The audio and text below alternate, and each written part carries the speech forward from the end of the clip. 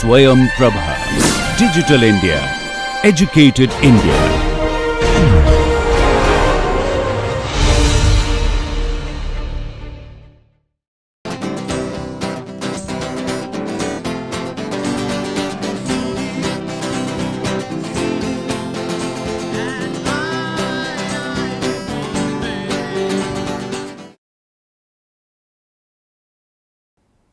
Let us start our today's lecture for NPTEL video course on geotechnical earthquake engineering. Let us look at this slide. We are currently going through our video course on geotechnical earthquake engineering, and we were discussing module number 5, which is wave propagation. So, in the previous lecture, a quick recap what we have learned in our previous lecture. We discussed about various case studies for the wave propagation. The first case study was actually reported by Sun et al. In 2013. This is wave propagation in stratified media, has wide applications in petroleum exploration, geophysical inversion, non-destructive evaluation of highway and airport pavement structures, countermine technology, structural health monitoring, and vehicle way in motion system. So, there are several applications of this wave propagation theory which we have learned in our previous couple of lectures. So, this case study, what it reported, that if there are several layers of soil like this, and those layers of soil are on the top of a elastic half space or a bedrock with material property of each layer as shown over here, then a multi-layered soil strata resting on elastic half space or bedrock, then the motion of the multi-layered viscoelastic system is governed by the Navier's equation. So, this is the common known form of the Navier's equation.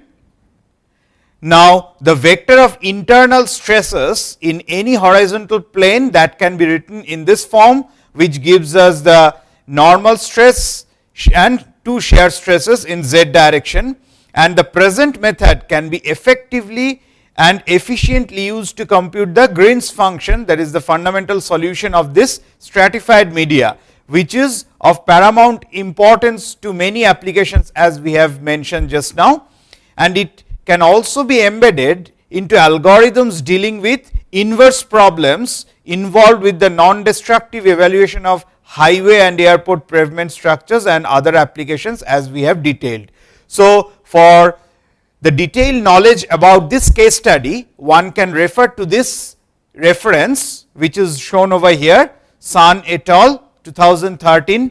This is published in the journal Computational Methods and Applied Mechanical Engineering. This is the volume number and page numbers. Then in our previous lecture, we also discussed about second case study, which was reported by Zhu and Zhao in 2013. They studied propagation of obliquely incident waves across joints with virtual wave source method. So, they have introduced this method of VWSM, and the superposition of this P wave and S wave was for the first time mathematically expressed and studied in their research. So, one can see from this slide, that is in a joint, in a junction of two layers, if P wave incident comes, then how the S wave and P wave get refracted and reflected back in the same and the other media is known and shown by this slide. Similarly, for S wave incidents also this occurs. So, the coordinate system and incident reflected and transmitted waves for P wave and S wave incident waves are shown in this slide, and the stresses obtained can be computed using these equations knowing the Lami's constant. So, this way the combined effect of P wave and S wave can be obtained from the original incident wave of P and S wave. So, since the P wave and S wave have different velocities, as we already have discussed, the change of non-dimensional joint spacing resulted in different phase changes of the transmitted waves. That is, it is not that at the same time both the waves are going to get transmitted in the other media, there will be a lag between the two.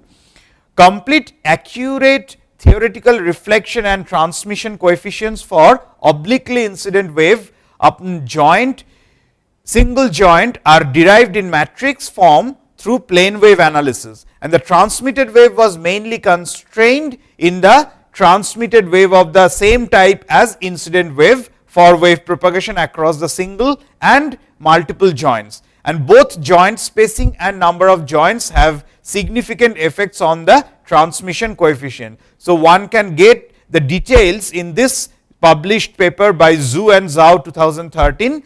It is published in the Journal of Applied Geophysics. This is the volume number and page number. So, with that we have completed in our previous lecture module number 5. Now, let us start our today's lecture with next module, that is module number 6. In this next module, module 6, we will discuss about the dynamic soil properties. So, for module 6 on dynamic soil properties, I will like to tell this reference, that is the NPTEL video course on soil dynamics, which also has been developed by me, and in that soil dynamics video course of NPTEL, one can go through the module number 4. There is a thorough discussion about this dynamic soil properties. So, for the sake of completeness of the current video course on geotechnical earthquake engineering, I will quickly go through very important part of the dynamic soil properties, and furthermore few developments and which are related to the geotechnical earthquake engineering problem, liquefaction hazard study, the shear wave velocity mapping, etc. in this module. But most of the basic part of this dynamic soil properties has been covered in my another video course on soil dynamics in the module number 4 of that course. So, I will request all the viewers of this course to also go through the course on soil dynamics video course to find out the details and basics about the dynamic soil properties. So, we know that through Morse circle one can represent the stresses in a soil element, and representation of the stresses in soil element we generally do using this two-dimensional Morse circle representation. So, when we are considering two-dimensional stresses like sigma x and sigma y like this, and we plot it in the standard shear stress versus normal stress plot, we can draw the position of the stresses of any soil element in this fashion, which is nothing but Morse circle, and we can find out the pole of that Morse circle depending on which plane which stresses are acting. Now, the same Morse circle, that is two-dimensional operation of that Morse circle, representation of the Morse circle can be done for three-dimensional stresses also. That is, if we have three-dimensional principal stresses like sigma 1, sigma 2 and sigma 3 in a soil element, which is pretty common, and in the case of dynamic problems we will mostly get the three-dimensional stresses different, not like in static case where we mostly consider sigma 1 and is different than sigma 2 and sigma 3, and we consider sigma 2 and sigma 3 are equal. That is why we deal with mostly two-dimensional stresses or two principal stresses, but in this case of dynamics we generally will have three different distinct stresses, principal stresses. One is major principal stress, another minor principal stress, and another one is intermediate principal stress. So, this is the way we can represent the three-dimensional stresses also through two-dimensional Morse circle representation, which has been discussed in the soil dynamics video course module number 4. Now, what are the important soil properties when we are talking about the dynamic soil properties? So, for the dynamic soil property or dynamic soil characterization, one must know first the unit weight or the density of the soil, which is very important and basic parameter to know. As we know, density is nothing but mass per unit volume, or unit weight is nothing but weight per unit volume.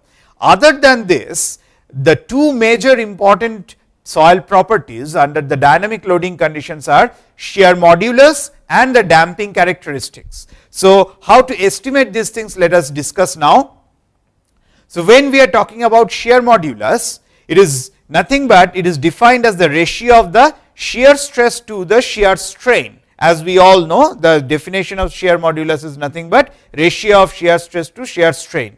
If we are handling with a linear material means the material which behaves linearly, that is, if we have some increment of the shear strain in this direction, then there will be a linear increment or increase in the shear stress also in this fashion. So, if we plot the shear stress versus shear strain for a linear material, it will be some line passing through this origin like this, and the slope of that line will give us the shear modulus, which is nothing but the ratio of this shear stress versus shear strain.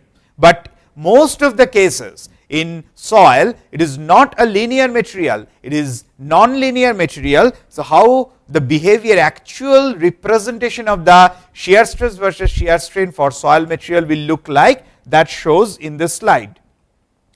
So, for non-linear material, this behavior of shear stress versus shear strain will be non-linear, something like this, some curvilinear.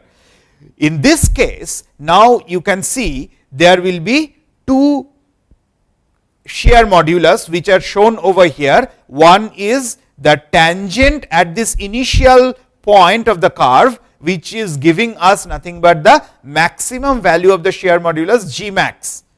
And if we want to find out the shear modulus at any high strain values, at any high shear strain value, let us say at this shear strain, then if we join the origin with this point, the slope of that line will give us the G sec, which is known as secant shear modulus. So, this is representing the non-linearity of the material to some extent, but not in an exact fashion, because exact definition of shear modulus is the shear stress to shear strain at that point. So,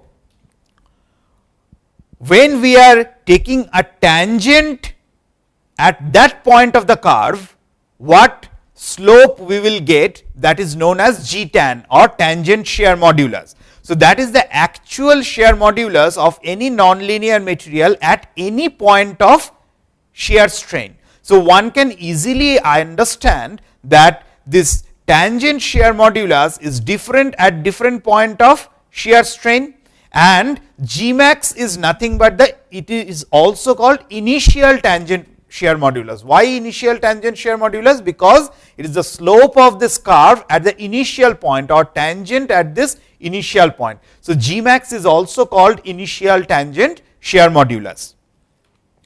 Now, which value of the shear modulus one should use for the analysis? For all the dynamic studies or dynamic analysis, which shear modulus one should use? As we have seen, G secant modulus is at any point of shear strain. We can find out the ratio of tau by gamma by joining a simple straight line from that point of the shear strain to the origin.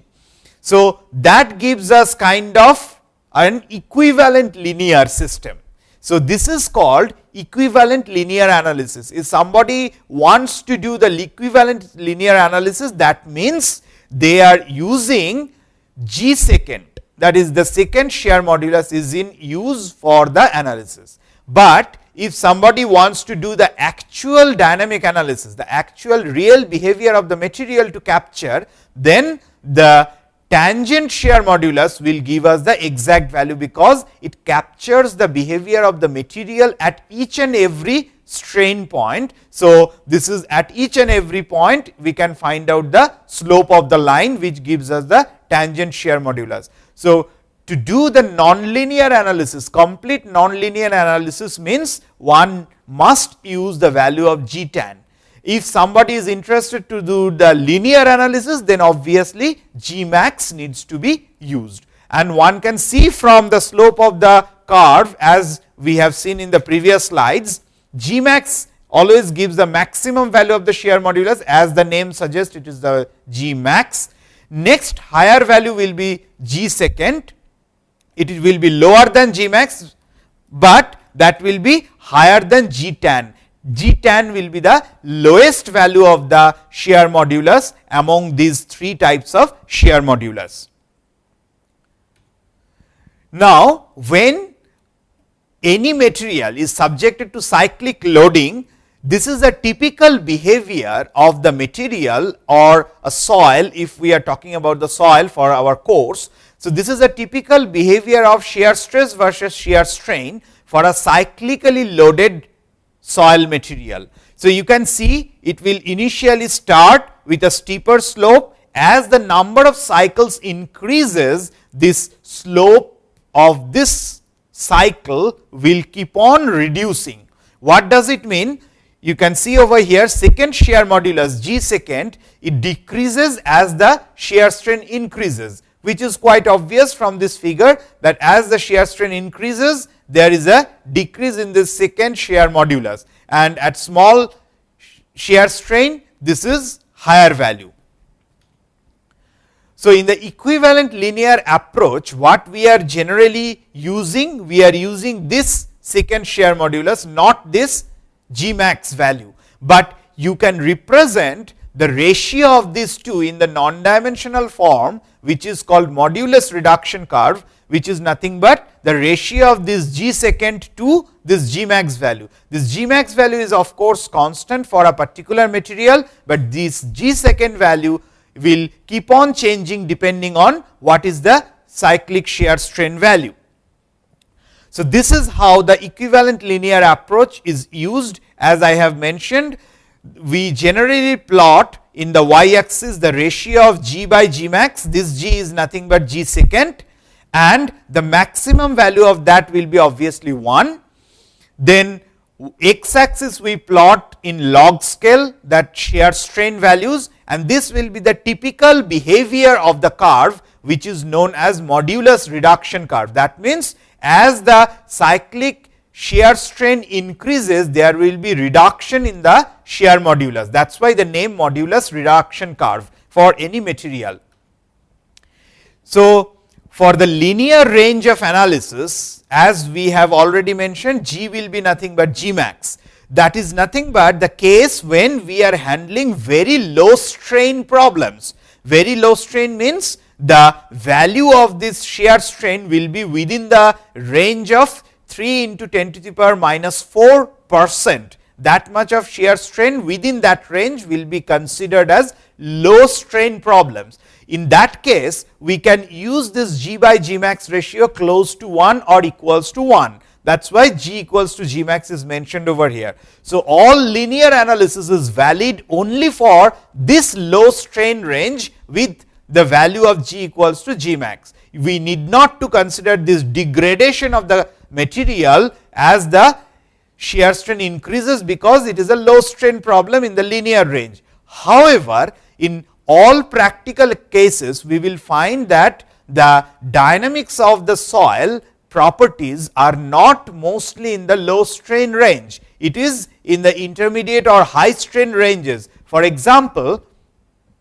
if we learn about the earthquake engineering problem, which is a high strain problem, because as we know, after the earthquake there will be huge deflection or changes or displacement on the ground. So, it is a high strain problem, it is no way low or medium strain problem. However, if we are interested to do the machine foundation design where the strain or the displacement of the foundation itself is restricted, that is not allowed, or the permissible displacement is restricted, in that case it will be obviously a low strain problem. In that case only it is possible to use this value of G equals to G max. Otherwise, in earthquake engineering we never use this linear analysis, because it will not at all capture the correct behavior of the material, because that material will be at high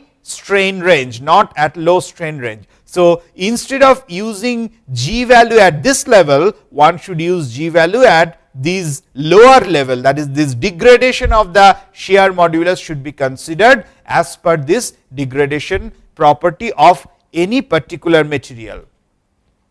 So, now how to measure this value of this maximum shear modulus? Typically, this is measured using the shear wave velocity parameter, that is Vs value. Shear wave velocity is measured in several ways, and then from that value the Gmax is calculated using this equation. So, Gmax equals to rho times Vs square, where rho is the mass density. Remember, it is not the unit weight, it is density. If somebody is using unit weight, they have to divide it by the acceleration due to gravity g. So, rho Vs square, that gives us the value of Gmax, and how the value of Vs is computed or the Gmax value is computed. So, there are three major ways to find out this Gmax value. One is direct field measurement, another is indirect field measurement, and another is laboratory measurement. In direct field measurement, the various techniques are seismic reflection, seismic refraction, seismic crosshole test, seismic downhole test or seismic uphole test, SASW or MASW test, suspension logger test. All these are direct field measurement through which you will get the value of Vs, and from Vs you can calculate the value of Gmax. All these tests we have discussed in our NPTEL video course Soil Dynamics in module 4. So, I will request all the viewers to go through that course also to get the details about this course, these methods which I am not discussing in this course. For indirect field measurement, correlation to the various static field tests are done to measure the value of Vs or finally to calculate the value of Gmax. Those are standard penetration test SPT N160 or the cone penetration test QC1. These values are correlated to this Vs estimation at site, so that in absence of the procedure to carry out the dynamic soil testing at field, one can also adopt the static test at field, which are usually done for all geotechnical exploration, and those values can be correlated finally to get the value of this Vs, finally which gives us the value of this Gmax or the maximum shear modulus of the soil. Through laboratory measurement also, by like using resonant column test or bender element test or cyclic triaxial, cyclic shear or cyclic torsional test, one can find out the value of shear wave velocity, or the, in other words, they can find out the Gmax value of soil material. But remember, it is always advisable to get the value of shear wave velocity directly from the field measurement or through use of indirect field measurement.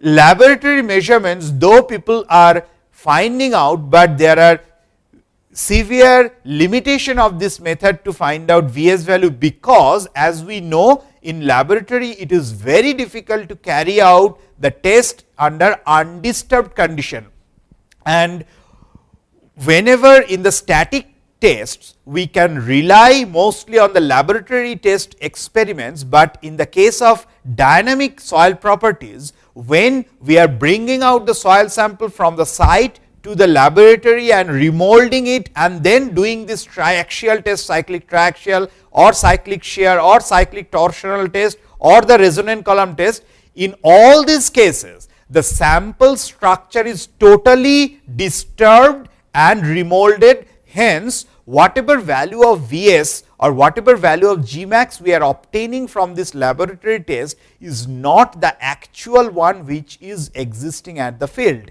So, that is why one should be very careful when somebody is reporting the laboratory value of Vs or Gmax for the design purpose.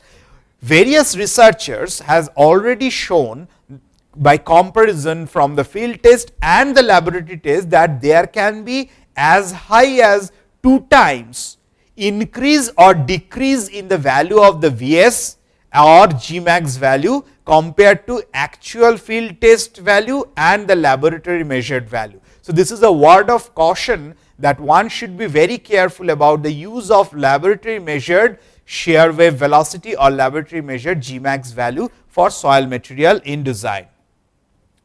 So, now let us look at this slide.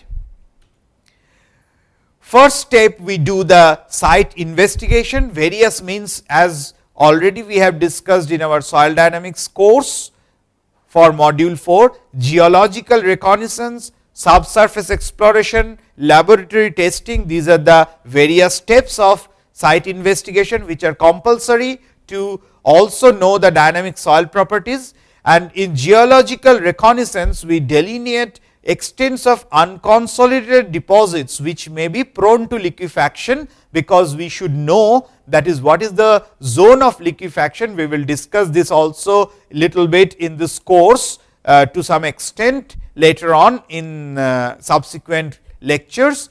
Identify the zones of weak clays and other soils that may be prone to bearing strength loss and prone to liquefaction. Produce geological map and cross sections indicating the nature, thickness and origin of the deposits.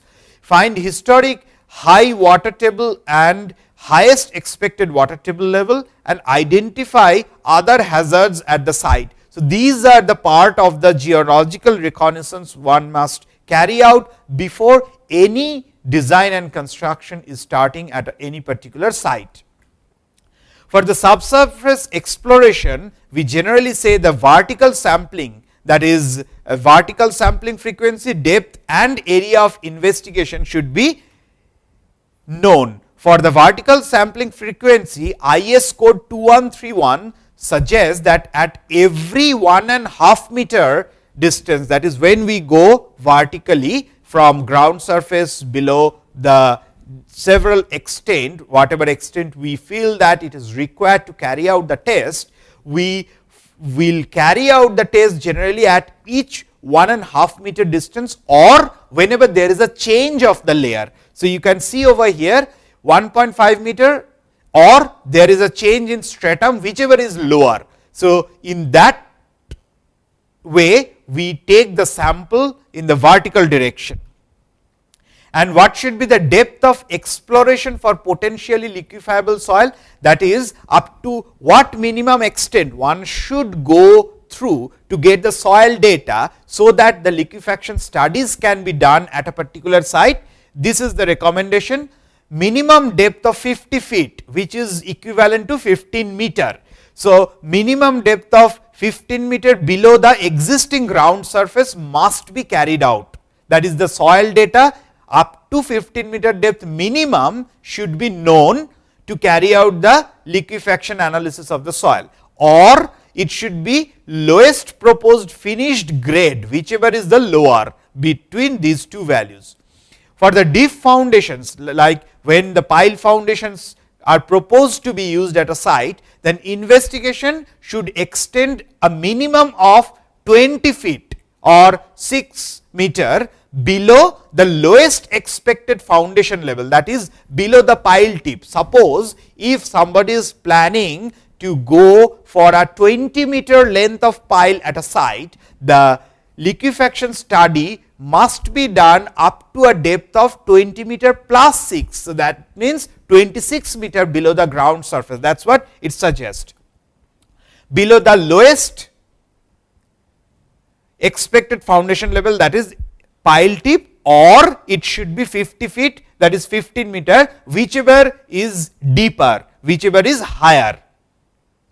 And if liquefaction is indicated below the minimum depth, that is, suppose we considered this minimum depth criteria for liquefaction analysis, and we got the information of about the soil profile within this depth, but even if suppose liquefaction is indicated to occur beyond this minimum depth, then the exploration should be continued until a significant thickness at least of 10 feet or 3 meter to the extent possible of non-liquefiable soils are encountered.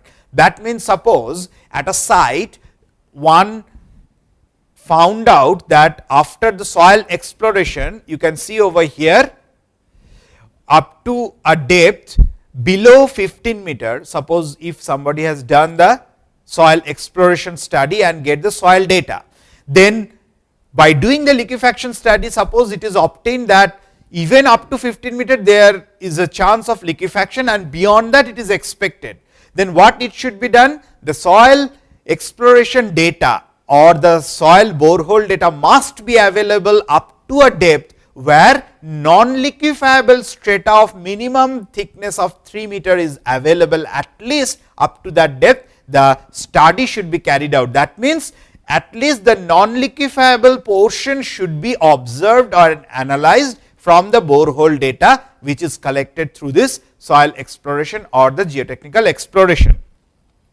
Now, let us look at the slide over here. So, recommended area of the exploration, as we know for the static case also, similarly for seismic case, building footprint and area that controls the stability of the structure from bearing capacity failure standpoint must be considered as a area of exploration. For liquefaction and seismic bearing capacity, strength of the adjacent soil is also important as the strength under the structure. So, subsurface exploration methods, various methods are available, like in static case also we carry out this test, standard penetration test or SPT, cone penetration test or CPT, Baker penetration test or BPT, spectral analysis of surface wave SASW, vent shear test, and other methods also exist like MASW, multi-channel analysis of surface wave, trenches, ground penetration radar or GPR. So, these are the common subsurface exploration methods. Now, how to use the data of these tests to find out the shear wave velocity or in turn the maximum shear modulus of a soil, we will see.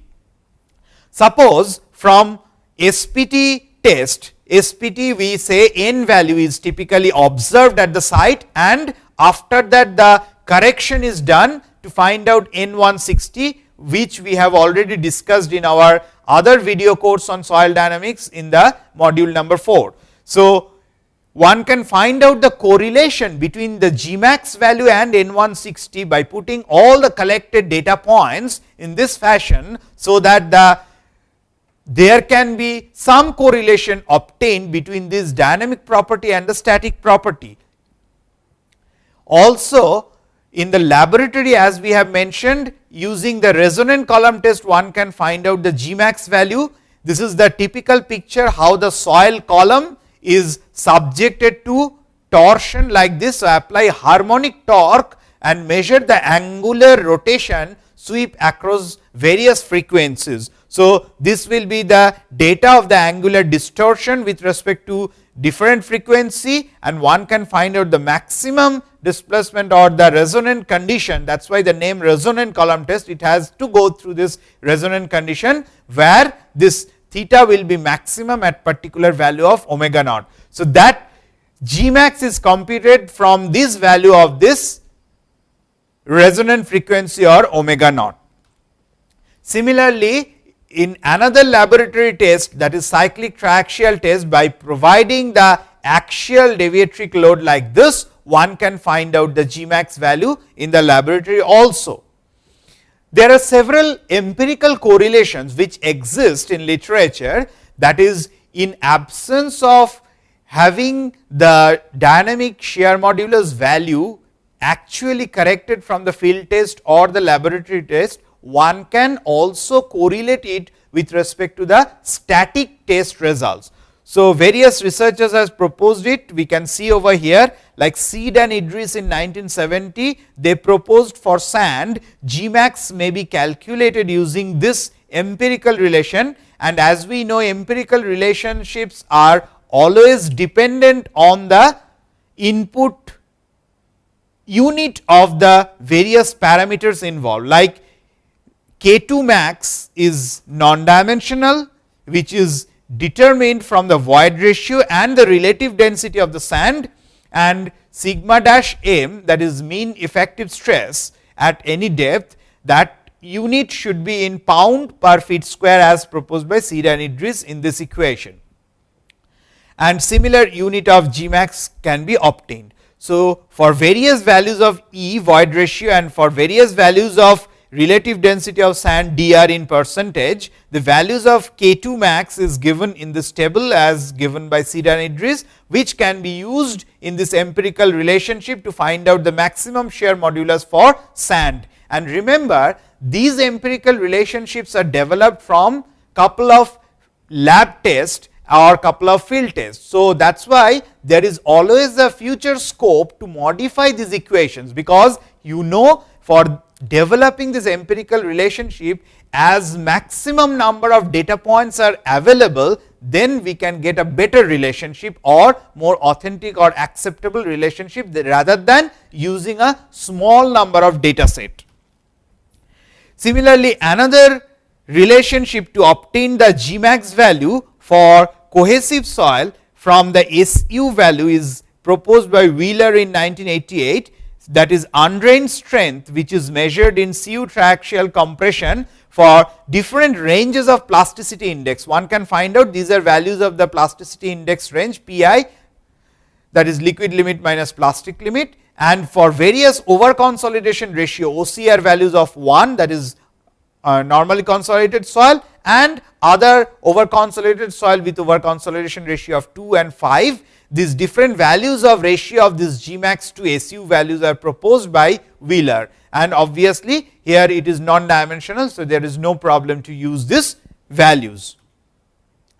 Other empirical relationships between Gmax and various in situ test parameters are available in literature, like with respect to SPT standard penetration test results value, Gmax is proposed to obtain by using this relationship, which is given by Ohta and Goto in 1976, Seed et al. In 1986 for sandy type of soil. Again, another for sandy type of soil, Imai and Tonucci 1988 proposed this equation. You can see what are the different units of this Gmax in different equations.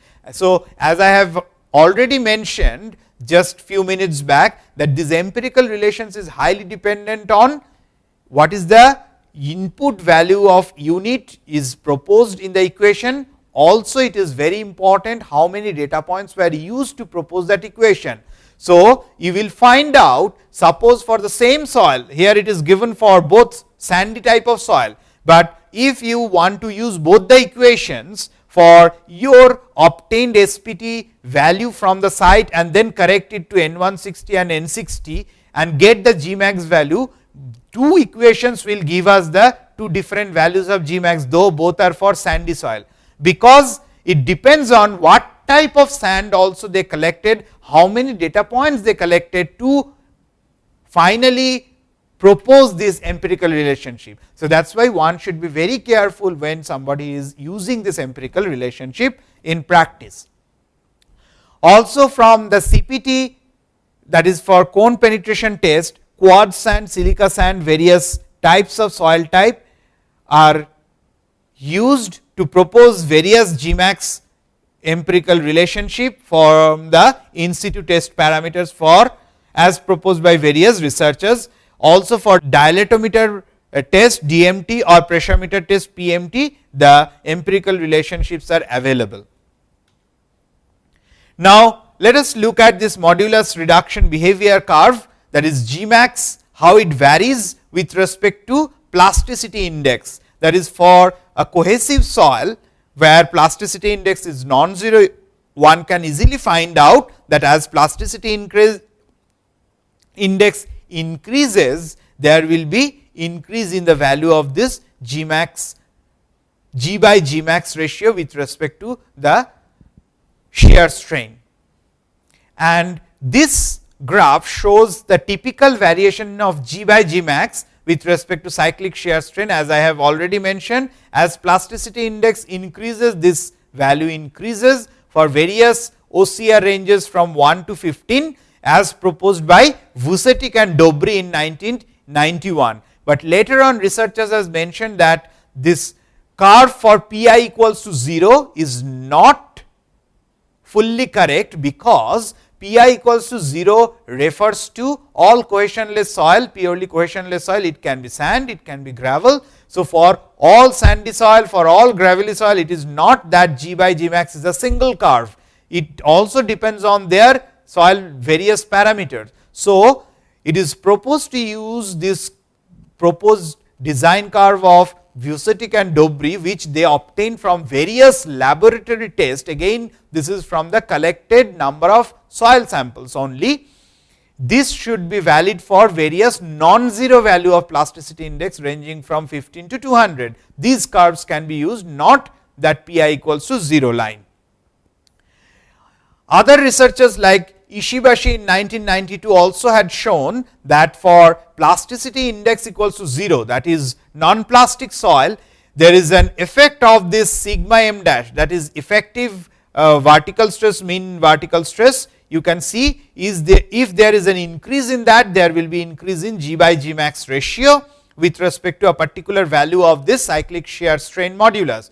Whereas, for plastic soil with plasticity index of 50, he proposed that there is hardly any significant increase in the value of G by G max with increase in this mean effective vertical stress. Now, the effect of cyclic degradation on the shear modulus was proposed by Vucetich and Dobry in 1991 through their laboratory test experiments. That is, if the number of cycles, that is number of repetitions of the cycle for the same soil, if it increases, obviously there will be a degradation of this shear modulus, as we have already mentioned. So, you can see from this slide how much degradation is occurring. So, n is number of cycles of loading, n equals to 1, 10, 100 and 1000. You can see this is the degradation of the G by G max value for various values of plasticity index and OCR value of 1, that is normally consolidated soil.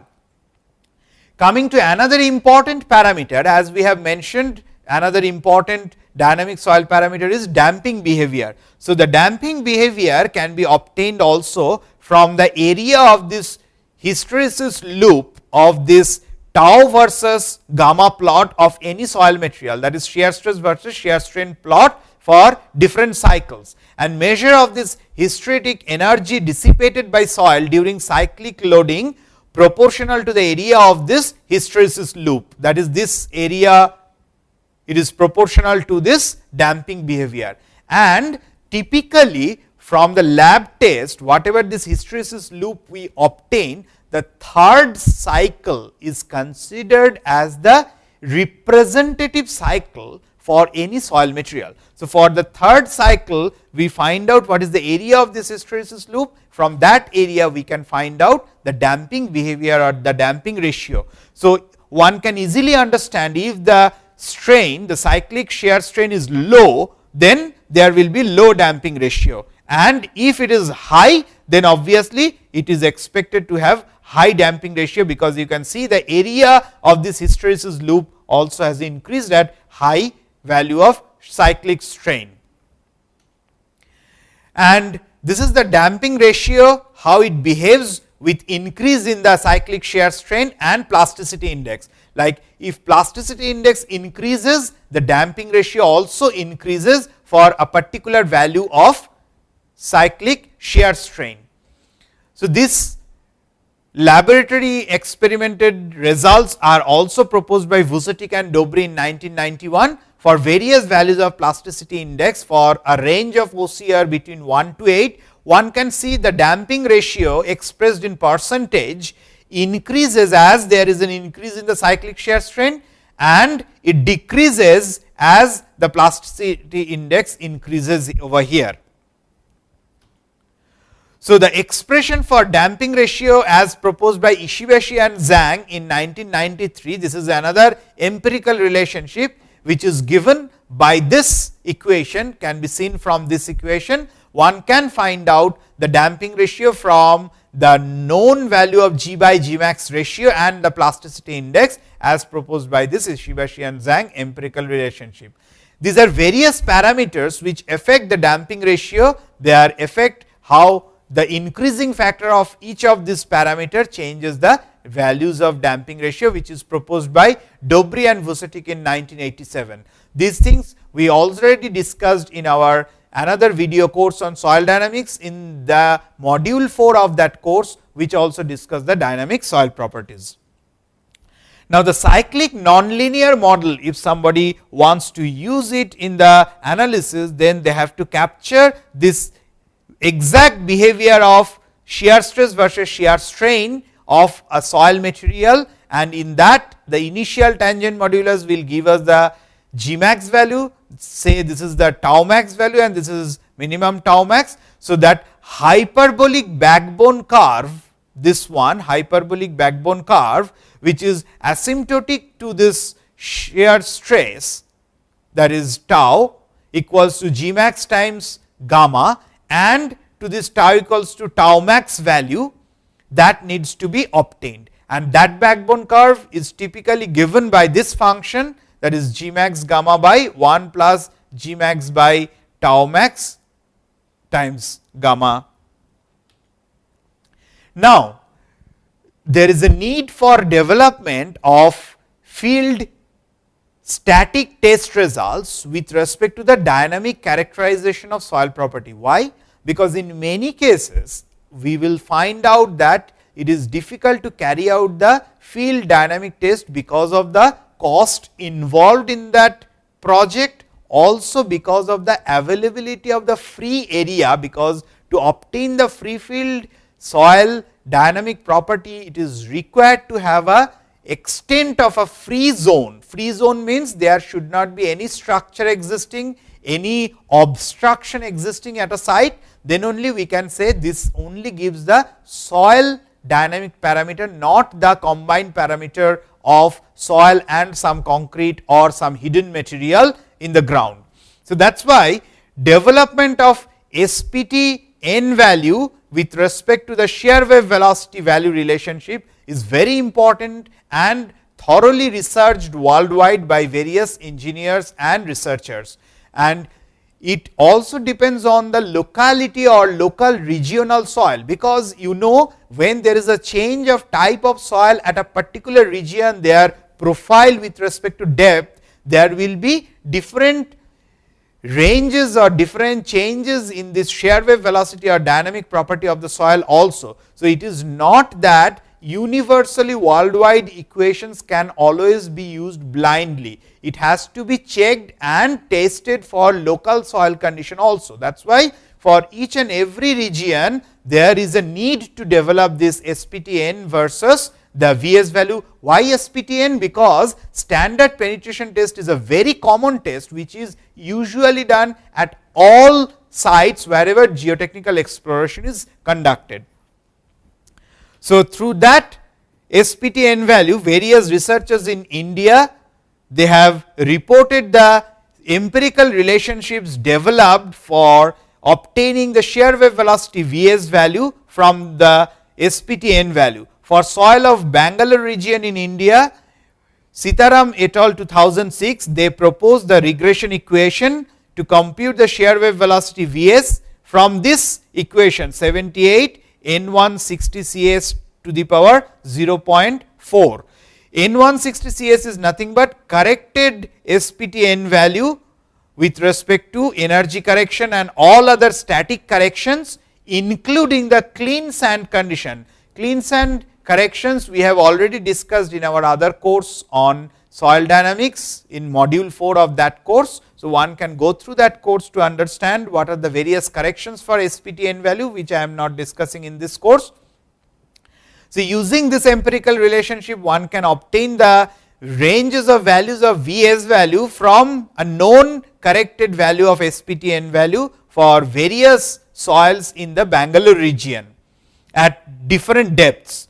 Also, the regression equation useful for residual soil such as silty sand and sandy silt with small amount of clay content, these are the two different equations which have been proposed by these researchers. Another researchers group, they did the similar study for the soil of Chennai region in India, Bhuminathan et al. In 2006, they also proposed similar set of equations, that is to obtain the shear wave velocity from the SPTN value. So, for clay and for sand, they proposed these two equations for the soils of Chennai region. Now, application of research for dynamic soil characterization of Mumbai city will be discussed now in this course thoroughly, which is carried out by Dr. Sumed Y. Maske. He completed his PhD in 2011 at IIT Bombay, Mumbai, India under my supervision. So, I am going to discuss a portion of the PhD thesis topic of Dr. Maske, who carried out the dynamic soil characterization and proposed this shear wave velocity versus SPTN value for Mumbai soil. Why it is required? First, let us understand the need of the study. Need of the study is, there are several hazards for the Mumbai city, like of course, the maximum population density all over the world is a one big hazard, because whenever there is a moderate earthquake also coming in Mumbai, and if there is some damages, it is going to affect huge number of people. That is why, to minimize the damages, we have to be very careful in design and construction of these geotechnical earthquake engineering problems, where these aspects are taken care of. Also, various other hazards like generation of maximum solid waste material in India, limitations of space and land. That is why only further development in terms of the vertical development, there is hardly any scope to develop laterally. That is why all the tall buildings are located in Mumbai, that is in India, all the tallest buildings are located in Mumbai. Originally, Mumbai is composed of 7 islands, and with time they got combined with loose and marshy soil and waste dumped material, and today's Mumbai, that is how it has been formed through ages. That means, there is a chance of soil amplification, which amplifies of any earthquake motion which comes in a bedrock and passes through the soft soil. So, even if the bedrock is having a moderate or low magnitude of earthquake, it may become a large magnitude of earthquake, or large damages can occur if it passes through this loose marshy landfill material or the dumped material or reclaimed land in Mumbai region. There are 3 fault plains near Thane Creek region, we can see in this slide over here. There are 3 fault plains which meet near Thane Creek region. Thane Creek is nothing but northeastern part of Mumbai. One of the maximum rainfall area in India, about 250 centimeter yearly, but remember, this entire rain occurs within the 3 months duration. It is not distributed uniformly all over the year, it is only concentrated in 3 months. That is why this is another big hazard which causes several landslide and slope failure problem, and prone to a flood or because of the coastline in the Arabian Sea. Because of this hazard, it is also necessary to study the earthquake hazards for the Mumbai region. As I have already mentioned, one can see these are the 7 major islands which have been now connected at present days through the field of marshy land with time. And you can see from Indian Seismic Code IS 1893 part 1 of latest 2002 version, there are 4 seismic zone, zone 2 to zone 5, and Mumbai comes under zone 3, which is having a possibility of moderate earthquake intensity of 6 to 6.5 to occur. There are several historical earthquakes which occurred near or in the vicinity of Mumbai city, which are reported by several researchers. So, this is earthquake history in and around Mumbai city, which is reported by Maske and Chaudhary in 2010 in the Journal of Applied Geophysics Elsevier Journal. These are the various intensity or magnitude of earthquake occurred in different years and month, as mentioned over here. This slide shows the GIS map, that is reclaimed land in and around that original 7 island of Mumbai city, which shows the marshy land along the seashore. This sky blue color shows the all marshy land along seashore, which is now actually used as a land, and there are several constructions. So, these are loose material which with time get deposited and combined with the original 7 island, and today's Mumbai has been formed. You can see again the Mumbai originated from 7 original island. These are the 7 original island, and these are the marshy land region. This is from the Google Earth, and this is the Mantralaya, which is the Vidhan Bhavan of Maharashtra state, that is the state assembly. This is also not within the mainland of the 7 island, but it is also in the reclaimed land. You can see the border line over here. So, it is in the reclaimed land region. Then BARC, Bhabha Atomic Research Center of Mankur, that is also developed on the reclaimed land like this. So, it is very important to study the earthquake hazards of this Mumbai and surrounding region, because of these important structures lying over there. So, GIS based soil liquefaction susceptibility map is very important to develop, and for that the Mumbai region has been marked between the which is ranging between latitude of 18 degree 53 minute north to 19 degree 15 minute north, and longitude of 72 degree 48 minutes east to 73 degree east. The city of Mumbai covers of total area of 437 square kilometer, and Mumbai is the financial capital or economic capital of India, a mega city with maximum population density. So, that is why it is important to study this earthquake hazard for Mumbai city. So, we will discuss further in our next lecture on this topic.